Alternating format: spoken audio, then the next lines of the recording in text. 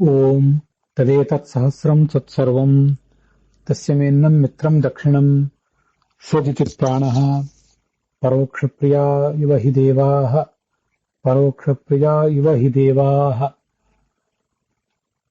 ಓಂ ಭೂತಾದಯೇ ನಮಃ. ಓಂ ಚತ್ವಾರಿತೆ ಅಸುರಿಯಾಣಿ ನಾಮ ನ ದಂವವೋದತೀನಾಂ ಅತಾಭ್ಯಾನಿ ಮಹಿಷಸ್ಯ ಸಂತಿ ನರಯ್ಯೋ ಯುವತೀನಾಂ.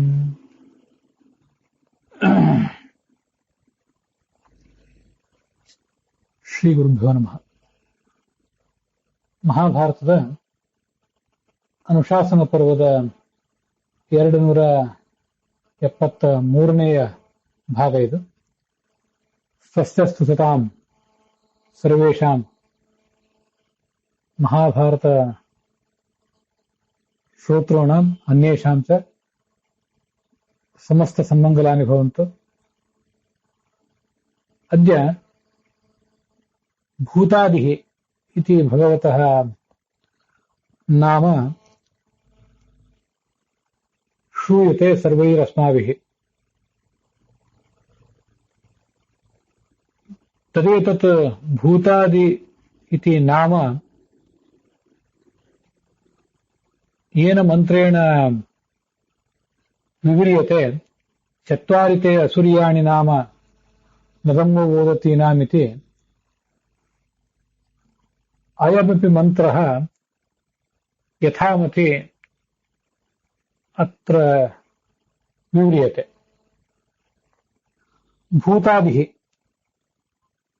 भूतानि इति सर्वे जीवाः एको विष्णुर्महद्भूतं पृथक् भूतान्यनेकशः इति वचनानुसारेण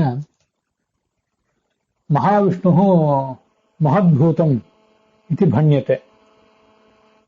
सर्वे च अन्ये जीवाः पृथक् भूतानि. सर्वेषाम् एतेषां भूतानाम् आदिः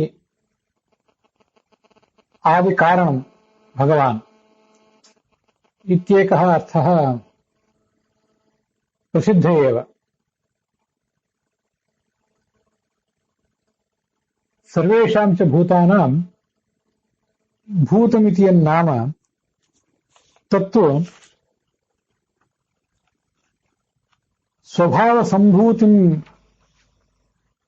ते लभन्ते इति कारणेन तानि भूतानि स्वभावसम्भूतिं लभन्ते. ಎಲ್ಲ ಜೀವಿಗಳಿಗೂ ಭೂತ ಅಂತ ಹೇಳ್ತಾರೆ. ಯಾಕೆ ಭೂತ ಅಂದ್ರೆ ಭೂತಿ ಉಳ್ಳದ್ದೇ ಭೂತ. ಭೂತಿ ಉಳ್ಳದ್ದು ಭೂತ ಹೇಗೆ? ಆ ಭೂತಿ ಅಂದ್ರೆ ಏನು?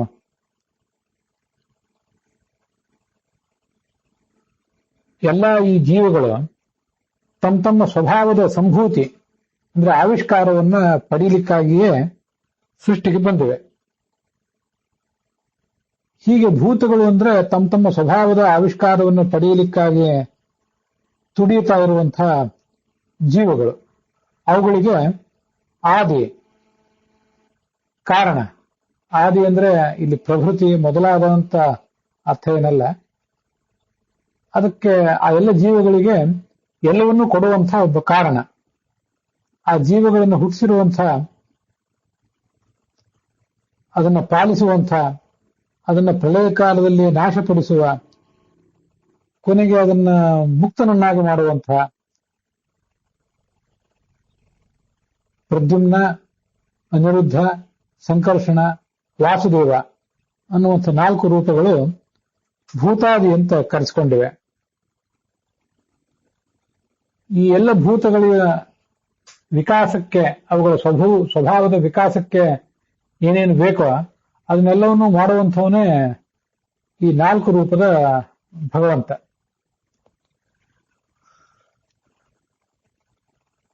ಆ ಭೂತಾದಿ ಅನ್ನುವ ವಿವರವನ್ನೇ ಚತ್ವಾರಿತೆ ಅಸುರ್ಯಾಣಿ ನಾಮ ಅನ್ನುವಂಥ ಈ ಮಂತ್ರ ವಿವರಿಸ್ತದೆ. ಅದನ್ನ ಈ ಮುಂದಿನಂತೆ ಇಲ್ಲಿ ನೋಡೋಣ. ತತ್ವಸಾರ ವ್ಯಾಖ್ಯಾನದಲ್ಲಿ ಭಗವಂತನೇ ನೀನು ಮಹಿಷ. ಮಹಿಷ ಅಂದ್ರೆ ಶ್ರೇಷ್ಠ, ಪೂಜ್ಯ ಅಂತ ಅರ್ಥ. ನಿನಗೆ 4 ಅದಾಭ್ಯಗಳಾದಂಥ ಅಸುರಿಯಗಳಾದಂಥ ನಾಮಗಳಿವೆ. ಅಸುರಿಯ ಅಂದ್ರೆ ಏನು? ಅಸು ಅಂದ್ರೆ ಮುಖ್ಯ ಪ್ರಾಣ. ತತ್ವಸಾರ ವ್ಯಾಖ್ಯಾನದಲ್ಲಿ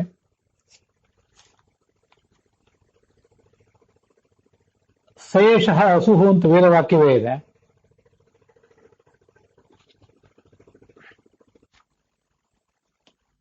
ವಾಯು ಮೊದಲಾದ ಎಲ್ಲ ಭೂತಗಳು ಕೂಡ, ಪೃಥ್ವಿ, ಜಲ, ತೇಜಸ್ಸು, ವಾಯು, ಆಕಾಶ ಮೊದಲಾದ ಎಲ್ಲ ಭೂತಗಳು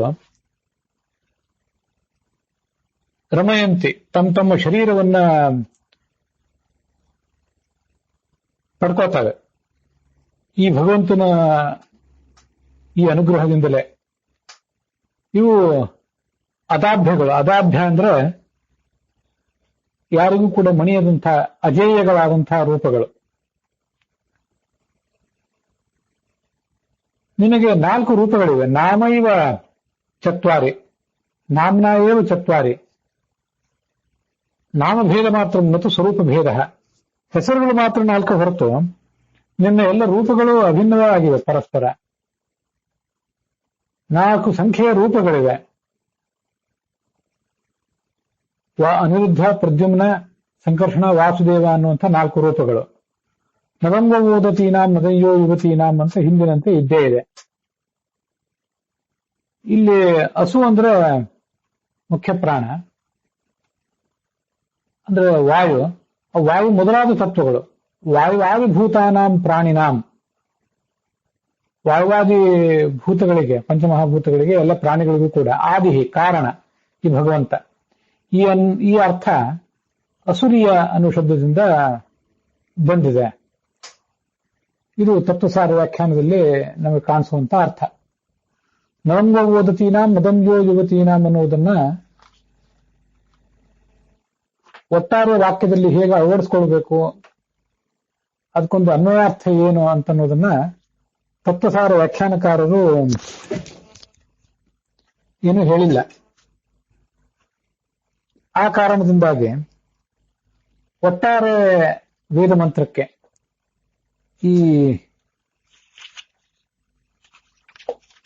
25ನೇಯ ವೇದ ಮಂತ್ರಕ್ಕೆ ಒಂದು ಸಮಗ್ರವಾದಂತಹ ಅನ್ವಯಾರ್ಥವನ್ನು ಹೇಳಿ ಅದಕ್ಕೊಂದು ಭಾವಾರ್ಥವನ್ನ ಗಮನಿಸಬೇಕು ಅಂತ ಹೀಗೆ ನನಗೆ ಆಲೋಚನೆ ಬಂದಾಗ,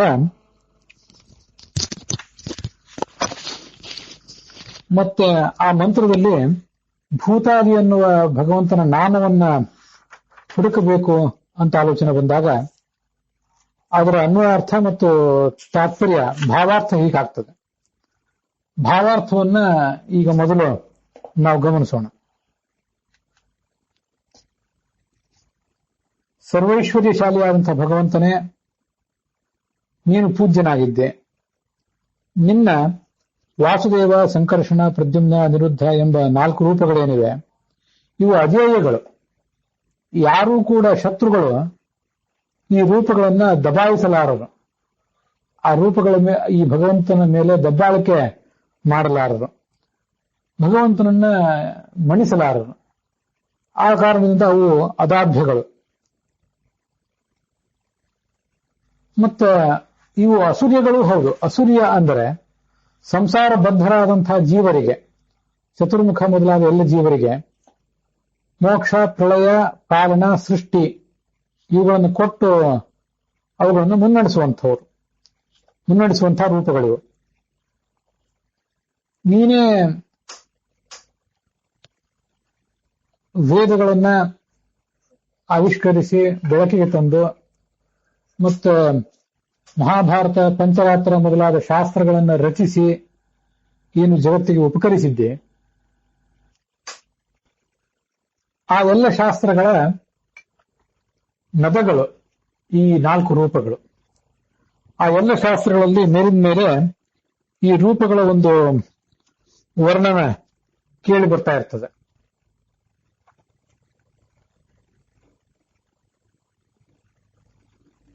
ಭೂತ ಅಂದ್ರೆ ಎಲ್ಲ ಜೀವಗಳು ತಮ್ಮ ತಮ್ಮ ಸ್ವಭಾವದ ಅಭಿವ್ಯಕ್ತಿಯನ್ನ ವಿಕಾಸವನ್ನ ಪಡೆಯಬೇಕಾಗಿರುವಂತಹ ಜೀವರು. ಆ ಜೀವರಿಗೆ ಆದಿ ಅಂದ್ರೆ ಕಾರಣ. ಆದಿ ಅನ್ನೋ ಶಬ್ದಕ್ಕೆ ಇಲ್ಲಿ ಪ್ರಭೃತಿ ಅಂತ ಅರ್ಥ ಅಲ್ಲ, ಕಾರಣ ಅಂತ ಅರ್ಥ.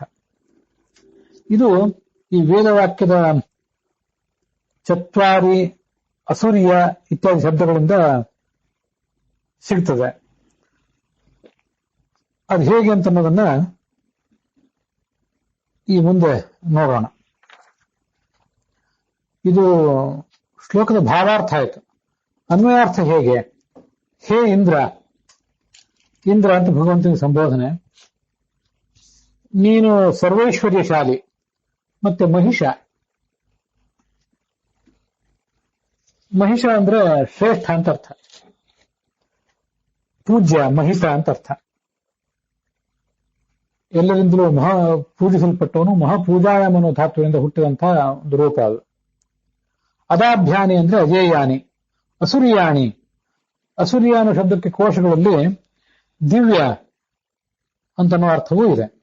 ಅದಲ್ಲದೆ ಸರ್ವೇಷಾಂ ಜೀವಾನಾಂ ಆದಿ ಅಂದ್ರೆ ಕಾರಣಭೂತಾನಿವ. ಎಲ್ಲ ಜೀವರಿಗೆ ಈ 4 ರೂಪಗಳು ಕಾರಣಭೂತಗಳಾಗಿವೆ, ಪ್ರಧಾನ ಕಾರಣಗಳು. ಮತ್ತೆ ವಹ, ಭಗವಂತನೇ ನೀನು ನಿನ್ನ ಅನೇಕ ರೂಪಗಳಲ್ಲಿ ರಚಿಸಿದ ಅಥವಾ ಬೆಳಕಿಗೆ ತಂದ ನಮ್ಮ ಹೃದಯವನ್ನು ತಟ್ಟುವ, ಓದತೀನಾಂ ತಟ್ಟುವ, ಯೋಯುವತೀನಾಂ ನಿತ್ಯ ನೂತನಗಳಾದಂತಹ ಶ್ರುತಿಗಳೇನಿವೆ ಇವುಗಳ ನದ ಅಧಿಪತಿಗಳು ಈ ರೂಪಗಳು. ಅನೇಕ ಕಡೆ ಶಾಸ್ತ್ರಗಳಲ್ಲೆಲ್ಲ ಈ 4 ರೂಪಗಳು, ಕೆಲವು ಕಡೆ ನಾರಾಯಣ ಅಂತ ಸೇರಿಸಿಕೊಂಡು 5 ರೂಪಗಳ ವರ್ಣನ ಅಂತೂ ಕೇಳಿ ಬಂದೇ ಬರ್ತದೆ. ಭಗವಂತನ 1000 ರೂಪಗಳ ವರ್ಣನೆ ಎಲ್ಲ ಕಡೆ ಬರದೇ ಇರಬಹುದು. 4 ರೂಪಗಳ ವರ್ಣನೆ ಅಂತೂ ಅನೇಕ ಕಡೆ ಬರ್ತದೆ. ಈ ಜೀವರು ಮಾಡಿರುವಂತಹ ಪ್ರತಿಯೊಂದು ಕಾರ್ಯದಲ್ಲಿಯೂ ಕೂಡ ಭಗವಂತನ ಈ ರೂಪಗಳ ಒಂದು ಅನುಗ್ರಹ, ಅದರ ಮೇಲ್ವಿಚಾರಣೆ ಇದೆ. ಅದಕ್ಕಾಗಿ ನದಂ ನದಂ ಅನೇಕ ಬಾರಿ ಇವು ವರ್ಣಿತವಾಗಿವೆ ಅಂತ ಬಂದಿವೆ. ನಾಮ ಅಂದ್ರೆ ಇಲ್ಲಿ ಹೆಸರು ಅಂತ ಅರ್ಥ ಅಲ್ಲ, ನಾಮ ಅಂದ್ರೆ ರೂಪ ಅಂತಾನೆ ಅರ್ಥ ನಾನು ಇಟ್ಕೊಂಡಿದ್ದೇನೆ. ತತ್ವಸಂಗ್ರಹ ವ್ಯಾಖ್ಯಾನಕಾರರು ಕೂಡ ಮೊದಲೊಂದ್ಸರಿ ಅದಕ್ಕೆ ನಾಮ ಅಂದ್ರೆ ಹೆಸರು ಅಂತ ಅರ್ಥ ಹೇಳಿ ಆಮೇಲೆ ಮತ್ತೆ ಅದಕ್ಕೆ ರೂಪ ಅಂತಾನೆ ಮತ್ತೊಂದು ಅರ್ಥವನ್ನು ಹೇಳಿದ್ದಾರೆ. ಚತುಸ್ಸಂಖ್ಯಾಕಾನಿ ರೂಪಾಣಿ ಸಂತೆ ಅಂತ. ವಾಸುದೇವ, ಸಂಕರ್ಷಣ, ಪ್ರದ್ಯುಮ್ನ, ಅನಿರುದ್ಧ ಅನ್ನುವಂಥ 4 ರೂಪಗಳು ಇವೆ. ಇಲ್ಲಿ ಅದಾಭ್ಯ ಅಂದ್ರೆ ಇನ್ನೊಬ್ಬರಿಗೆ ಮಣಿಯದ್ದು, ಈ ಅರ್ಥ ಗೊತ್ತಾಗ್ತದೆ. ಚತ್ವಾರಿ ಅಂದ್ರೆ 4, ಇದೆಲ್ಲ ಗೊತ್ತಾಗ್ತದೆ. ಅಸುರಿಯಾಣಿ ಅನ್ನೋದು ಮಾತ್ರ ಒಂದು ಹೊಸ ಶಬ್ದ. ಅಸುರಿಯ ಅಂದ್ರೆ ಏನು? ಹಸು ಅಂದ್ರೆ ಮುಖ್ಯ ಪ್ರಾಣ ಅಂದ್ರೆ ಎಲ್ಲ ತತ್ವಗಳು. ಆ ತತ್ವಗಳಿಗೆ ಶರೀರಾದಿಗಳನ್ನು ಕೊಟ್ಟು ಆ ತತ್ವಗಳನ್ನ ಆನಂದಪಡಿಸುವಂಥವನು ಅನ್ನುವ ಅರ್ಥ ತತ್ವಸಾರ ವ್ಯಾಖ್ಯಾನದಲ್ಲಿದೆ. ಇನ್ನೊಂದು ಅರ್ಥವನ್ನು ಹೀಗೆ ಮಾಡ್ಕೊಳ್ಬಹುದು. ಅಸುರರು ಅಂದ್ರೆ ಸಂಸಾರಬದ್ಧರಾದಂತಹ ಜೀವರು. ಚತುರ್ಮುಖಾದಿ ಎಲ್ಲ ಜೀವರು ಕೂಡ ಅಸುರರೇ. ಯಾಕೆಂದ್ರೆ ಹಸು ಅಂದ್ರೆ ನಮ್ಮ ಪ್ರಾಣ, ಬ್ರೀತ್, ಉಸಿರು ಅಂತ ಏನಿದೆಯಲ್ಲ ಆ ಅರ್ಥನೂ ಇದೆ. ಅಂದ್ರೆ ತಾತ್ಪರ್ಯ ಅರ್ಥ ಹಸು ಅಂದ್ರೆ ಜೀವನ, ಸಂಸಾರ. ಜೀವನ ಅಂದ್ರೆ ಸಂಸಾರ. ಆ ಸಂಸಾರದಲ್ಲಿ ರ ಅಂದ್ರೆ ಬಾಧೆಗೆ, ಹಿಂಸೆಗೆ ಒಳಗಾದವರು. ಋಣ ಹಿಂಸಾಯಾಮ್ ಅಂತ ಒಂದು ಧಾತುನೇ ಇದೆ. ಋಣ, ರಿ, ಅದರ ಮುಂದೆ ಣ, ಋಣ ಹಿಂಸಾಯಾಮ್ ಅಂತ. ಅದು ವೈದಿಕ ಧಾತು ಅಂತ ಬೃಹತ್ ಧಾತು ರೂಪಾವಳಿಯಲ್ಲಿ ಕಂಡು ಬರ್ತದೆ. ವೇದದಲ್ಲಿ ಮಾತ್ರ ಉಪಯುಕ್ತ ಆಗುವ ಧಾತು ಅಂತ. ಮತ್ತು ಬೇರೆ ಬೇರೆ ಧಾತುಗಳು ರೀಂಕ್ಷಯೇ, ಋಷ ಹಿಂಸಾಯಾಮ್ ಇತ್ಯಾದಿ ಧಾತುಗಳು ಇವೆ. ವೈದಿಕ ಧಾತು ಅಂತಾನೆ ಅದು ಅಲ್ಲಿ ಕಂಡು ಬಂದಿದ್ರಿಂದ ವೈದಿಕವಾದ ಧಾತುವನ್ನೇ ಇಲ್ಲಿ ತಗೊಂಡು ಈ ವೈದಿಕವಾದ ಈ ಅಸುರ ಅನ್ನೋ ಶಬ್ದಕ್ಕೆ ನಿಷ್ಪತ್ತಿ ಹೇಳೋಣ ಅಂತ ನನಗೆ ಕಂಡಿತ್ತು. ಅದಕ್ಕಾಗಿ ಆ ಅಸುಷು ಅದು ಸಪ್ತಮಿ ವಿಭಕ್ತಿ ಏಕವಚನ. ಅಂದ್ರೆ ಜೀವನೇ ಅಂದ್ರೆ ಸಂಸಾರದಲ್ಲಿ ಋಣ್ಯಂತೆ, ಹಿಂಸೆಗೆ ಒಳಗಾದವರು, ಬಾಧೆಗೆ ಒಳಗಾದವರು. ಈ ಕಾರಣದಿಂದ ಅಸುರರು, ಚತುರ್ಮುಖಾದಿ ಎಲ್ಲರೂ ಕೂಡ ಸಂಸಾರದಲ್ಲಿ ಸ್ವಲ್ಪ ಬಾಧೆ ಒಳಗಾದವರು ಅಲ್ಲ. ಅಜ್ಞಾನಂತೆ ಚತುರ್ವಾದಂ ದ್ವಿವಾರಂ ದುಃಖಮೇವಚ. ಚತುರ್ಮುಖ ಬ್ರಹ್ಮನಿಗೂ ಕೂಡ ಒಂದೆರಡು ಬಾರಿ ಅಜ್ಞಾನ ದುಃಖ ಇದೆಲ್ಲ ಬಂದಿತ್ತು ಅಂತಿದೆಯಲ್ಲ. ಸಂಸಾರದಲ್ಲಿ ಲಿಂಗದೇಹ, ಅನಿರುದ್ಧ ದೇಹ, ಭೌತ ದೇಹ, ಈ ದೇಹಗಳಿಂದ ಬದ್ಧರಾದಂತಹ ಪ್ರತಿಯೊಬ್ಬರಿಗೂ ಕೂಡ ಈ ಸಂಸಾರದ ಬಾಧೆ ತಪ್ಪಿದ್ದಲ್ಲ. ತೀರಾ ಸ್ವಲ್ಪ ಆದರೂ ಚತುರ್ಮುಖ ಬ್ರಹ್ಮನಿಗೂ ಅದಿದ್ದೇ ಇದೆ. ಆದ್ರಿಂದ ಅಸು ಅಂದ್ರೆ ಸಂಸಾರ, ಅದರಲ್ಲಿ ರ ಅಂದ್ರೆ ಬಾಧೆಗೊಳಗಾದವರು, ಅಸುರರು ಸಂಸಾರ ಬದ್ಧರಾದ ಜೀವರು. ಅವರಿಗೆ ಆ ಅಸುರರು ಅಂದ್ರೆ ಸಂಸಾರಬದ್ಧ ಜೀವರು, ಆ ಜೀವರಿಗೆ ಸಂಬಂಧಪಟ್ಟ 4 ರೂಪಗಳಿವೆ. ಎಲ್ಲ ಕಡೆ ಈ 4 ರೂಪಗಳ ಒಂದು ವರ್ಣನ ಕೇಳಿ ಬರ್ತಾನೆ ಇರ್ತದೆ.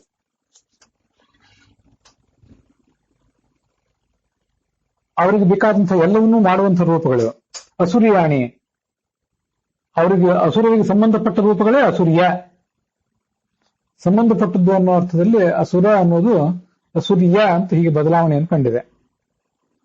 ವಾಸುದೇವ ಮೊದಲಾದ ರೂಪಗಳು, ವಾಸುದೇವ, ಸಂಕರ್ಷಣ, ಪ್ರದ್ಯುಮ್ನ, ಅನಿರುದ್ಧ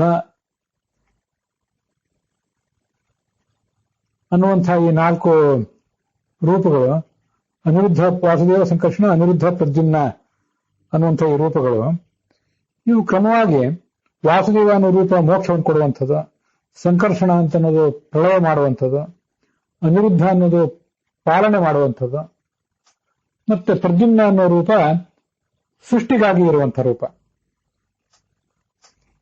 ಹೀಗೆ ಜೀವರ ಜೀವನದಲ್ಲೇ ತುಂಬಾ ಪ್ರಧಾನವಾದ ಪಾತ್ರವನ್ನು ವಹಿಸುವ, ಆದಿ ಅಂದ್ರೆ ಪ್ರಧಾನವಾದ ಪಾತ್ರವನ್ನು ವಹಿಸುವಂತಹ ಈ 4 ರೂಪಗಳು.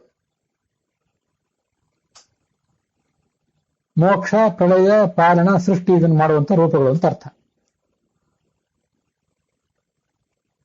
ಇದು ತಾತ್ಪರ್ಯ ನಿರ್ಣಯದಲ್ಲಿ 1ನೇ ಅಧ್ಯಾಯದಲ್ಲಿ ಸ್ವಯಂ ವಿಹಾರ ಇಹ ಮೇ ತನುಭೃತ್ ಸ್ವಭಾವ ಸಂಭೂತಯೇ ಭವತಿ ಭೂತಿ ಕೃದೇವ ಭೂತ್ಯಾಹ ಅಂತ ಕೇಳಿ ಬರ್ತದೆ.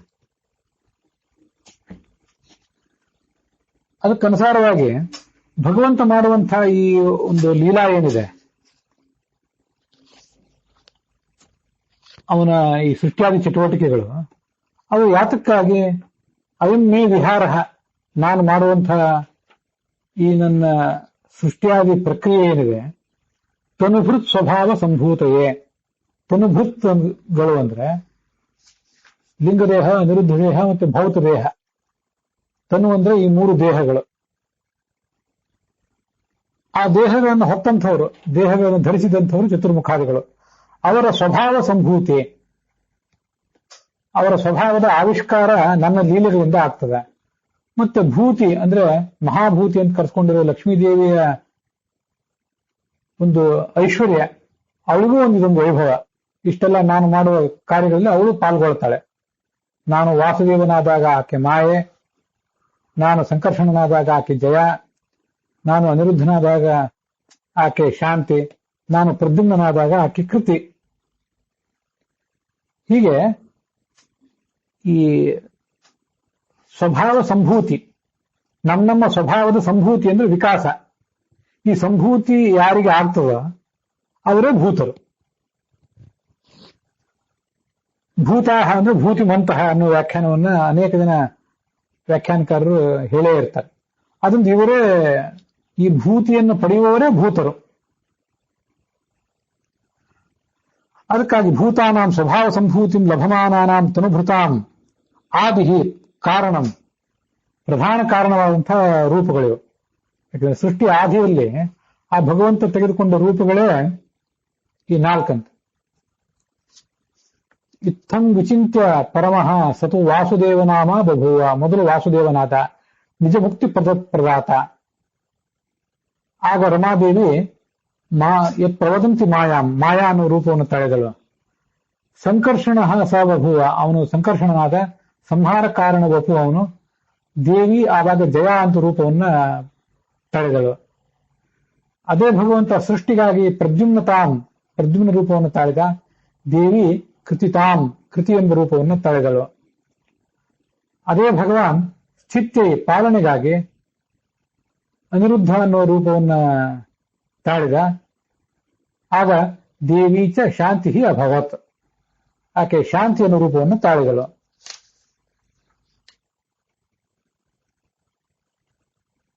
ಈ 4 ರೂಪಗಳೇ ಮುಂದೆ ಈ ಎಲ್ಲ ಜೀವರ ಸೃಷ್ಟಿಯಾದಿಗಳಿಗೆ ಕಾರಣ ಆಗ್ತವೆ. 4 ರೂಪಗಳಿಂದ ಕೂಡಿದ್ದು ಮುಂದೆ ಈ ಜೀವರನ್ನ ಅನಿರುದ್ಧ ರೂಪಿಯಾದ ತನ್ನ ಅನಿರುದ್ಧ ಎಂಬ ಹೆಸರಿನ ತನ್ನ ಇನ್ನೊಂದು ರೂಪಕ್ಕೆ ಕೊಟ್ಟ. ಆ ಗರುಡ, ಶೇಷ, ರುದ್ರ, ಶಿವ ಮೊದಲಾದ ಜೀವರನ್ನ ಅನಿರುದ್ಧ ದೇಹ ಎಂಬ ದೇಹ ಸಮೇತರನ್ನಾಗಿ ಮಾಡಿದ. ಅವರಿಗೆ ಆ ದೇಹವನ್ನು ಕೊಟ್ಟ. ಇದೆಲ್ಲ 8, 9ನೇ ಶ್ಲೋಕಗಳು. ಈ 4 ರೂಪಗಳೇ ಈ ಎಲ್ಲ ಕಾರ್ಯಗಳನ್ನು ಮಾಡ್ತಾ ಹೋಗ್ತಾರೆ. ಅದೇ ಇಂಥ 4 ರೂಪ, 5 ರೂಪ ಇತ್ಯಾದಿಗಳನ್ನು ತಾಳಿದಂತ ಭಗವಂತನೇ ದ್ವಾದಶ ರೂಪನೂ ಆಗ್ತಾನೆ, ದಶರೂಪನೂ, ಶತರೂಪನೂ ಆಗ್ತಾನೆ, ಬಹುರೂಪನೂ ಆಗ್ತಾನೆ. ಅದಕ್ಕಾಗಿ ಜೀವನ ಚತುರ್ಮುಖಾದಿ ಎಲ್ಲ ಜೀವರ ಒಂದು ಜೀವನ ಪ್ರಾರಂಭ ಕಾಣುವುದು, ಆ ಜೀವರ ಅನೇಕ ಹಂತಗಳು. ಇಲ್ಲಿ ಸೃಷ್ಟಿ, ಪಾಲನ, ನಾಶ ಮತ್ತು ಮೋಕ್ಷ ಇಷ್ಟನ್ನು ಹೇಳಿಬಿಟ್ರೆ ಉಳಿದೆಲ್ಲವನ್ನೂ ಹೇಳಿದಂತೆನೆ. ಅವರ ಜ್ಞಾನ, ಅಜ್ಞಾನ, ಅವ್ರಿಗೆ ಏನೇನು ಆಗಬೇಕು, ಜೀವರಿಗೆ ಒಟ್ಟಾರೆ ಏನೇನು ಆಗಬೇಕು ಅದೆಲ್ಲವನ್ನು ಈ 4 ಶಬ್ದಗಳಿಂದ ಸಂಕ್ಷಿಪ್ತವಾಗಿಯೇ ಆದ್ರೆ ಪೂರ್ಣವಾಗಿಯೇ ಹೇಳಿದಂತಾಯ್ತು. ಹುಟ್ಟಿನಿಂದ ಆರಂಭಿಸಿ ಅವರು ಮುಕ್ತಿಗೆ ಹೋಗುವ ತನಕ ಎಲ್ಲವನ್ನೂ ಆ ಶಬ್ದಗಳಲ್ಲಿ ಹಿಡಿದಟ್ಟಂತಾನೆ ಆಯ್ತು. ಆದ್ರಿಂದ ಈ 4 ರೂಪಗಳು ಭೂತಾದಿಗಳಾಗಿವೆ. ಭೂತರು ಅಂದ್ರೆ ಈ ಎಲ್ಲ ಜೀವರು ಸ್ವಭಾವ ತಮ್ಮ ಸ್ವಭಾವದ ಅಭಿವ್ಯಕ್ತಿಯನ್ನು ಪಡೆದು ಮುಕ್ತರಾಗಬೇಕಾದ ಎಲ್ಲ ಜೀವರು. ಅವರಿಗೆ ಇವನು ಆದಿ ಪ್ರಧಾನವಾದ ಪಾತ್ರವನ್ನು ವಹಿಸುವವನು ಅವರ ಜೀವಮಾನದಲ್ಲಿ ಅನ್ನುವ ಈ ಅರ್ಥ ಅಸುರಿಯಾಣಿ ಚತ್ವಾರಿ ಅನ್ನುವ ವೇದವಾಕ್ಯಗಳಲ್ಲಿ ವ್ಯಕ್ತ ಆಗಿದೆ. ಅಲ್ಲಿಯೂ ಕೂಡ ಅಸುರಿಯ, ಅಸು ಅಂದ್ರೆ ಸಂಸಾರ, ಅದರಲ್ಲಿ ರ ಅಂದ್ರೆ ಸಂಸಾರದಲ್ಲಿ ಹಿಂಸೆಗೊಳಗಾದಂತಹ, ಸಂಸಾರದ ಬಂಧನಕ್ಕೊಳಗಾದಂತಹ ಜೀವರು. ಆ ಜೀವರಿಗೆ ಸಂಬಂಧಪಟ್ಟ 4 ರೂಪಗಳು ಅಂದ್ರೆ ಇವೆ: ವಾಸುದೇವ, ಸಂಕರ್ಷಣ, ಪ್ರದ್ಯುಮ್ನ, ಅನಿರುದ್ಧ ಅನ್ನುವಂಥ ರೂಪಗಳು.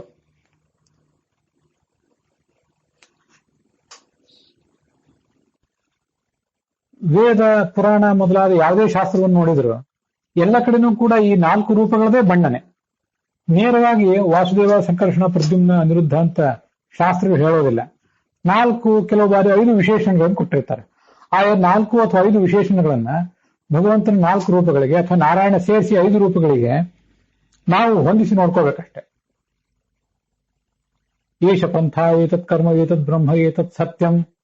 ಐತರೇಯ ಉಪನಿಷತ್ತಿನ ಆರಂಭದಲ್ಲೇ ದ್ವಿತೀಯಾರಣ್ಯಕದ ಪ್ರಥಮಾಧ್ಯಾಯದಲ್ಲೇ ಏಷ ಪಂಥಾಹ, ಏತತ್ ಕರ್ಮ, ಇವನು ಪಂಥ, ಇವನು ಕರ್ಮ, ಇವನು ಬ್ರಹ್ಮ, ಇವನು ಸತ್ಯ ಅಂತ 4 ವಿಶೇಷಣಗಳನ್ನ ವರ್ಣನೆ ಮಾಡ್ತಾರೆ. ಆ ಮೂಲಕ ಆ ಭಗವಂತನ 4 ರೂಪಗಳನ್ನ ಅಲ್ಲಿ ಸೂಚಿಸ್ತಾರೆ. ಅದರ ಭಾಷ್ಯದಲ್ಲಿ ಮುಂದೆ ಐತರೇಯ ಭಾಷ್ಯದಲ್ಲಿ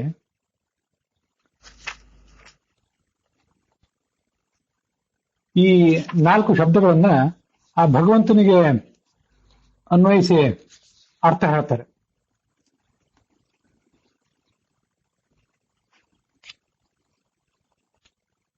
ಪಂಥಾಹ ಅಂದ್ರೆ ಮೋಕ್ಷ ಪ್ರಾಪ್ತಿ ಕಾರಣ, ಮತ್ತೆ ಅವನೇ ಸಂಕರ್ಷಣ ರೂಪಿಯಾಗಿದ್ದಾನೆ. ಕರ್ಮನೇ ಮೋಕ್ಷ ಸಾಧಕ ಅಂತ ಕೆಲವು ಕಡೆ ಶ್ರುತಿಗಳಲ್ಲಿ ಕಂಡು ಬರ್ತದಲ್ಲ, ಆ ಕರ್ಮ ಅಂದ್ರೂ ಅವನೇ ಆಗಿದ್ದಾನೆ. ಏಷ ಪಂಥಾಹ, ಏತತ್ ಕರ್ಮ, ಏತದ್ ಬ್ರಹ್ಮ. ಗುಣಪೂರ್ಣನಾದಂತಹ ವಾಸುದೇವನು ಇವನೇ, ನಿರ್ದುಷ್ಟನಾದಂತಹ ಪ್ರದ್ಯುಮ್ನ ರೂಪಿಯಾದ ಭಗವಂತನು ಇವನೇ. ಇದು ಅದರ ವ್ಯಾಖ್ಯಾನ, ಆ ಮಂತ್ರದ ವ್ಯಾಖ್ಯಾನ.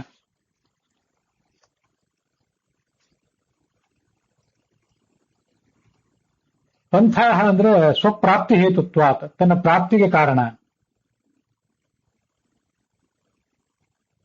ಬ್ರಹ್ಮ ಅಂದ್ರೆ ಗುಣಪೂರ್ಣ, ಸತ್ಯ ಅಂದ್ರೆ ಸಾಧು ರೂಪನಾದವನು.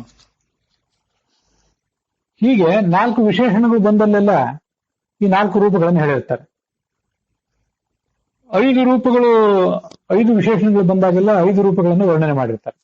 ಅದಕ್ಕಾಗಿಯೇ ವಹ ಓದತೀನಾಂ ಯೋ ಯುವತೀನಾಂ ನದಂ ನದಂ ಅಂತ ಅಲ್ಲಿ ಶಾಸ್ತ್ರದಲ್ಲಿ 2 ವಿಶೇಷಣಗಳಿವೆ.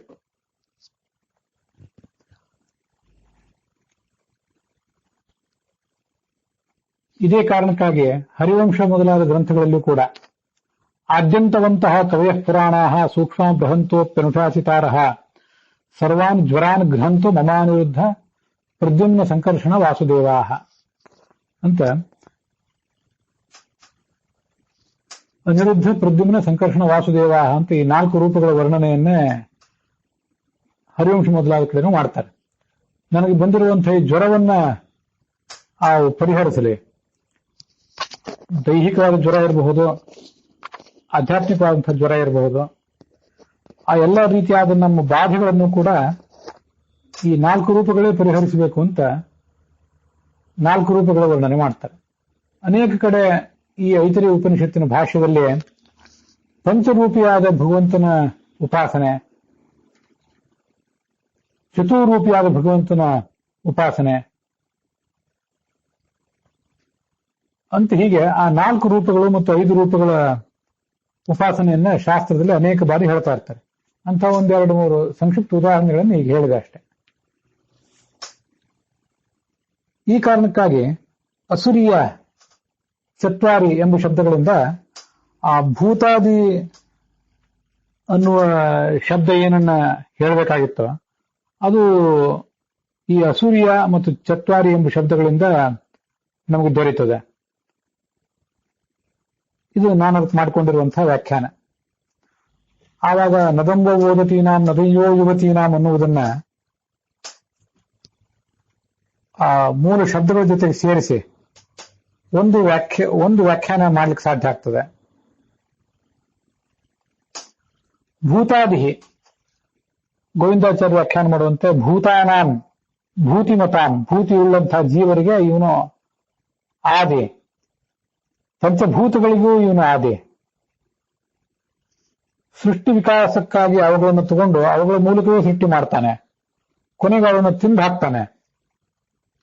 ಆದಿ ಅಂದ್ರೆ ಅವುಗಳನ್ನು ಸ್ವೀಕಾರ ಮಾಡ್ತಾನೆ, ಸೃಷ್ಟಿ ಮಾಡ್ತಾನೆ, ಕೊನೆಗೆ ಅವುಗಳನ್ನ ನಾಶಪಡಿಸ್ತಾನೆ. ಎಲ್ಲ ಜೀವರು ಭೂತರು, ಅವರಿಗೆ ಕಾರಣ, ಅವರಿಗೆ ಆದಾತ ಅಂದ್ರೆ ಪಾಲಿಸುವವನು, ಸಂಹರ್ತ ಕೂಡ ಅವನು. ಈ ಅರ್ಥಗಳನ್ನ ಗೋವಿಂದಾಚಾರ್ಯ ಹೇಳ್ತಾರೆ. ಅಹಂ ಆದಿಶ್ಚ ಭೂತಾನಾಂ ಅಂತ ಏವಚ ಅಂತ ಗೀತಾ 10ನೇ ಅಧ್ಯಾಯ 20ನೇ ಶ್ಲೋಕದಲ್ಲಿ ವರ್ಣನೆ ಮಾಡ್ತಾರೆ.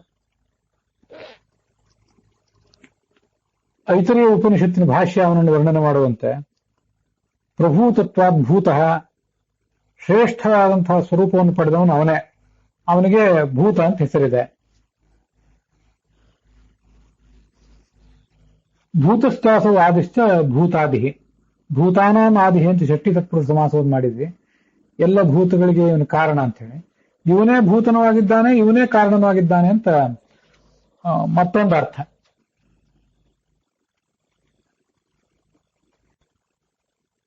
ಎಲ್ಲ ಭೂತಗಳಿಗಿಂತಲೂ ಆದಿ ಅಂದ್ರೆ ಮೊದಲು ಇರುವಂಥವನು, ಎಲ್ಲ ಜೀವರಿಗಿಂತಲೂ ಮೊದಲಿರುವಂಥವನು. ಆದ್ರಿಂದ ಅವನನ್ನೇ ಭೂತಾದಿ ಅಂತ ಆ ರೀತಿಯಿಂದಲೂ ಹೇಳ್ಬೋದು. ಅದು ಪಂಚಮೀ ತತ್ಪುರುಷ ಸಮಾಸ. ಭೂತೈ ಅದ್ಯತೆ ಅದ್ಯತೆತ್ತಿ ಚ ಭೂತಾನಿ ತಸ್ಮಾದನ್ನಂ ತದುಚ್ಯತೆ ಅಂತ ತೈತ್ರಿಯ ಉಪನಿಷತ್ನಲ್ಲಿ ಬರ್ತದೆ. ಇವನಿಗೆ ಅನ್ನ ಅಂತ ಹೇಳ್ತಾರೆ. ಯಾಕಂದ್ರೆ ಎಲ್ಲ ಪ್ರಾಣಿಗಳು ಕೂಡ ಇವನನ್ನ ಅವಲಂಬಿಸಿ ಬದುಕ್ತವೆ.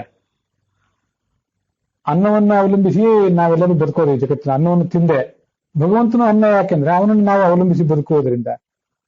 ಭೂತಾದಿ ಅಂದ್ರೂ ಅನ್ನ ಅಂದ್ರೂ ಅರ್ಥ ಅದೇ. ಲಕ್ಷಾಲಂಕಾರದಲ್ಲಿ ಭೂತಾದಿ ಶಬ್ದದ ಅರ್ಥವನ್ನು ಹೇಳಿಲ್ಲ. ಶಾಂಕರ ಭಾಷ್ಯದಲ್ಲಿ ಭೂತಗಳಿಗೆ ಆದಿ ಕಾರಣ ಅನ್ನೋ ಅರ್ಥ. ಪರಾಶರ ಭಟ್ಟರ ವ್ಯಾಖ್ಯಾನದಲ್ಲಿ ವರಣೀಯ, ಎಲ್ಲರಿಗೂ ಕೂಡ ಅತ್ಯಂತ ಅಪೇಕ್ಷಿತನಾದವನು. ಭೂತಗಳು ಅವನನ್ನ ಸ್ವೀಕರಿಸ್ತಾರೆ. ಭೂತೈಹಿ ಆದೀಯತೆ, ಸ್ವೀಕರಿಸಲ್ಪಡ್ತಾನೆ ಅಂತ ಅರ್ಥ.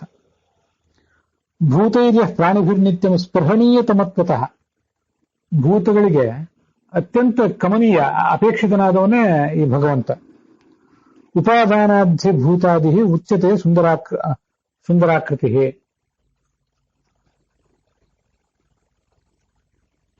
ಹೀಗೆ ಭೂತಗಳೆಲ್ಲವೂ ಅವನನ್ನ ತಮ್ಮವನು ಅಂತ ಸ್ವೀಕಾರ ಮಾಡುವುದರಿಂದ ಅವನನ್ನ ಭೂತಾದಿ ಅಂತ ಹೇಳ್ತಾರೆ. ಸತ್ಯಸುಂದರ ವ್ಯಾಖ್ಯಾನದಲ್ಲಿ ಭೂತಗಳಿಗೆ ಆದಿ ಕಾರಣ, ಭೂತಗಳಿಂದ ಸ್ವೀಕರಿಸಲ್ಪಟ್ಟವನು, ಆ ಭೂತಗಳನ್ನು ರಕ್ಷಿಸುವವನು, ಅದನ್ನು ಭಕ್ಷಿಸುವವನು, ಈ ಎಲ್ಲ ಅರ್ಥಗಳು ಕೂಡ ಭೂತಾದಿ ಎಂಬ ಶಬ್ದದಿಂದ ತಿಳಿಯುತ್ತವೆ. ಅಂತೂ ಭೂತಾದಿಯನ್ನು ಒಂದೇ ಶಬ್ದದಿಂದ ಭೂತಾದಯೇ ನಮಃ ಅಂತ ಭಗವಂತನನ್ನು ಉಪಾಸಿಸುವುದರ ಮೂಲಕ ವಾಸುದೇವ, ಸಂಕರ್ಷಣ, ಪ್ರದ್ಯುಮ್ನ, ಅನಿರುದ್ಧ ಅನ್ನುವಂಥ 4 ರೂಪಗಳನ್ನು ಕೂಡ ತುಂಬಾ ಸಂಕ್ಷಿಪ್ತವಾಗಿ, ಆದರೆ ನಮ್ಮ ಜೀವನಕ್ಕೆ, ನಮ್ಮ ಒಟ್ಟಾರೆ ಜೀವಮಾನದಲ್ಲಿ ನಮಗೆ ಆಗಬೇಕಾದಂತಹ ಎಲ್ಲವನ್ನೂ ಕೂಡ ಅವು ಮಾಡಿಕೊಡುವುದಾದ್ರಿಂದ, ಆ 4 ರೂಪಗಳು ಎಲ್ಲದಕ್ಕೂ ಅವು ಕಾರಣ ಆದ್ರಿಂದ ಅವುಗಳನ್ನ ಸ್ತುತಿಸಿದಂತಾಗ್ತದೆ. ಅಂಥ ಒಂದು ಶಬ್ದ ಇದು. ಎಲ್ಲ ಭೂತಗಳನ್ನು ಕೂಡ ಆದತ್ತೆ ಸ್ವೀಕರಿಸ್ತಾನೆ, ಸೃಷ್ಟಿಸ್ಲಿಕ್ಕಾಗಿ, ಪಾಲಿಸ್ಲಿಕ್ಕಾಗಿ, ಮತ್ತೆ ನಾಶಪಡಿಸ್ಲಿಕ್ಕಾಗಿ, ಕೊನೆಗೆ ಮತ್ತೆ ಮುಕ್ತಿಗೆ ಅವರನ್ನ ಕರ್ಕೊಂಡು ಹೋಗ್ಲಿಕ್ಕಾಗಿ. ಹೀಗೆ ಭೂತಾನಿ ಎನ್ನುವ ಶಬ್ದದ ಅರ್ಥ ಅದು. ಅಲ್ಲಿಗೆ ಈ ಭೂತಾದಿಹಿ ಅನ್ನುವ ಒಂದು ನಾಮದ ವಿವರಣೆ ಸಮಾಪ್ತಿಯನ್ನು ಕಾಣ್ತಾ ಇದೆ. ಈ ವೇದವಾಕ್ಯದಲ್ಲಿ ನಾಮ ಅಂತ ಶಬ್ದ ಬಂದಿತ್ತು. ಆ ನಾಮ ಅಂತ ಶಬ್ದಕ್ಕೆ ನಾನು ನಾಮ ಅಂದ್ರೆ ಹೆಸರು ಅಂತ ಅರ್ಥ ಇಟ್ಕೊಳ್ಳಿಲ್ಲ. ಅದಕ್ಕೆ ರೂಪ ಅನ್ನುವಂಥ ಅರ್ಥ. ನಾಮ ಅನ್ನೋ ಶಬ್ದಕ್ಕೇನೆ ರೂಪ ಅಂತ ಅರ್ಥ. ವಾಸುದೇವ, ಸಂಕರ್ಷಣ, ಪ್ರದ್ಯುಮ್ನ, ಅನಿರುದ್ಧ ಅನ್ನುವಂಥ 4 ರೂಪಗಳು ಅಂತ ಅರ್ಥ ಮಾಡಿಕೊಂಡೆ. ವಸ್ತುತಃ ಭಗವಂತ ಸರ್ವಶಬ್ದ ವಾಚ್ಯನಾದ್ರಿಂದ ಅವನು ನಾಮ ಎಂಬ ಶಬ್ದದಿಂದಲೂ ವಾಚ್ಯನೇ. ಛಾಂದೋಗ್ಯ ಉಪನಿಷತ್ತಿನ 7ನೇ ಅಧ್ಯಾಯ ಏನಿದೆ ಅಲ್ಲಿ ಈ ನಾಮ ಅಂದ್ರೆ ನಾಮಾಭಿಮಾನಿನಿಯಾದಂತಹ ಉಷಾದೇವಿ, ಅವಳಿಂದ ಪ್ರಾರಂಭಿಸಿ ಒಂದು ದೀರ್ಘವಾದಂತಹ ದೇವತಾ ತಾರತಮ್ಯವನ್ನ ವರ್ಣನೆ ಮಾಡ್ತಾರೆ.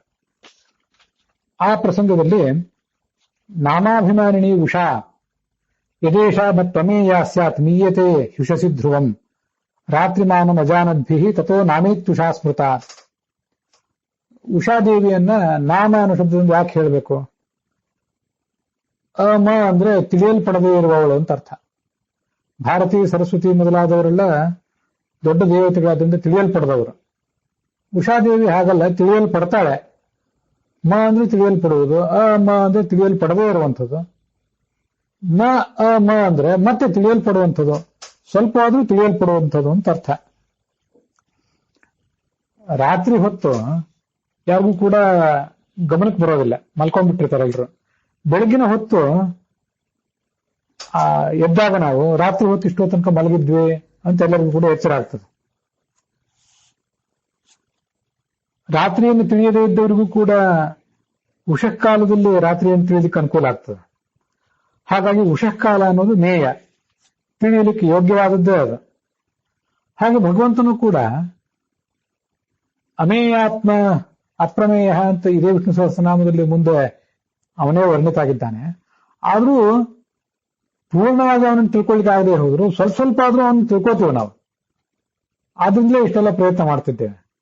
ಆದ್ರಿಂದ ಅವನು ಕೂಡ ನ ಅಮ ಅಂದ್ರೆ ಅಮೇಯನೇನಲ್ಲ, ಸರ್ವಥಾ ಅಮೇಯನೇನಲ್ಲ, ತಿಳಿಯಲ್ಪಡ್ಲಿಕ್ಕೆ ಸಾಧ್ಯವೇ ಇಲ್ಲ ಅಂತೇನಿಲ್ಲ, ಸ್ವಲ್ಪ ಆದ್ರೂ ತಿಳಿಯಲ್ಪಟ್ಟೇ ಪಡ್ತಾನೆ. ಅದಕ್ಕಾಗಿ ಅವನೇ ನಾಮ.